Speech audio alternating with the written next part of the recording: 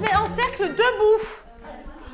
On va dire chacun un mot par rapport à l'émotion ou l'énergie aujourd'hui de ce qu'on ressent. D'accord? Comme émotion, là, maintenant. Et quand on commence, on est dans une autre dimension. On n'est plus dans la dimension du quotidien. Je leur dis, on se connecte à notre corps de scène, notre corps d'artiste. Égo surdimensionné. Art plastique. Nuage.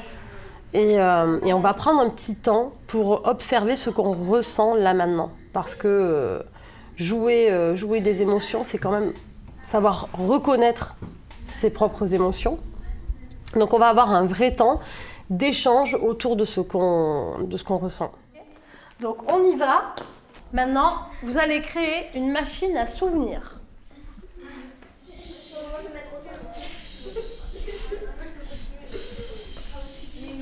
C'est bien. Est-ce que vous avez trouvé toutes les deux? Ouais, super. Et la machine, je mets un produit dedans, gris, qu'elle accélère.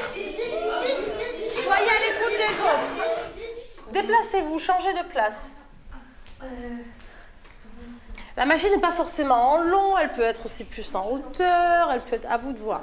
Ils adorent les improvisations à plusieurs. Il y a vraiment un réel amusement. Il y a chez eux une reconnexion au jeu, en fait, comme quand ils sont dans la cour de récré, où l'enfant joue en permanence des personnages pour se construire, il le fait totalement naturellement. Je pense que l'acteur doit rester très proche de ça.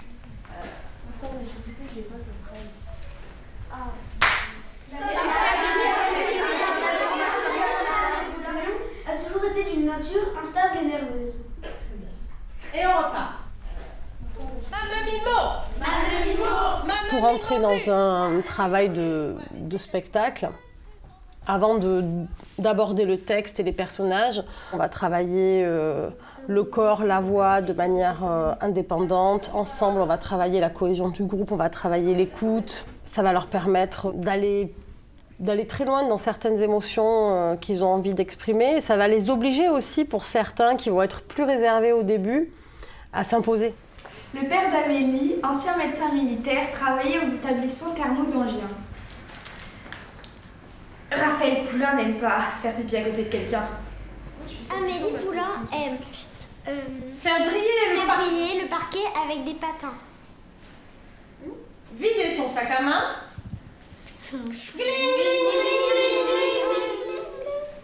Le seul ami d'Amélie s'appelle le cachalot. C'est un poisson rouge. Là, il y en a pas mal là, que je connais depuis très longtemps. Certaines, elles avaient 7 ans quand elles ont commencé. Là, maintenant, elles ont 13 ou 14 ans. Je les ai vues grandir, donc je les ai vues évoluer. Et c'est vrai que je les ai vues vraiment éclore aussi sur scène, notamment lors des spectacles. Parce que le moment du spectacle, c'est magique, c'est ce que moi j'ai vécu enfant et c'est ce que je vis encore actuellement en tant que comédienne. Et moi, le jour du spectacle, je suis toujours bluffée par ce qu'ils donnent sur scène. Pour moi, c'est vraiment un moment très fort de les voir se réaliser sur scène. Si Julie c'était une émotion, je dirais que ce serait un mélange un peu de toutes les émotions. La joie. La joie très excitée. La joie, parce qu'elle est joyeuse. Et ça, c'est cool. Si Julie était un animal, ce serait un dragon. Je dirais que c'est un caméléon. En vrai, ce serait un chat parce qu'elle peut être très mignonne, mais des fois elle peut griffer et tout. Ah, je sais. Si Julie c'était un vêtement, ce serait une robe à fleurs. Souvent, il y a un animal ou une personne très joviale et tout, et ce serait elle. Si Julie était une couleur, ce serait le vert. Parce qu'elle est sereine, elle est gentille, elle a jamais menti. C'est la plus gentille des profs de théâtre et la meilleure.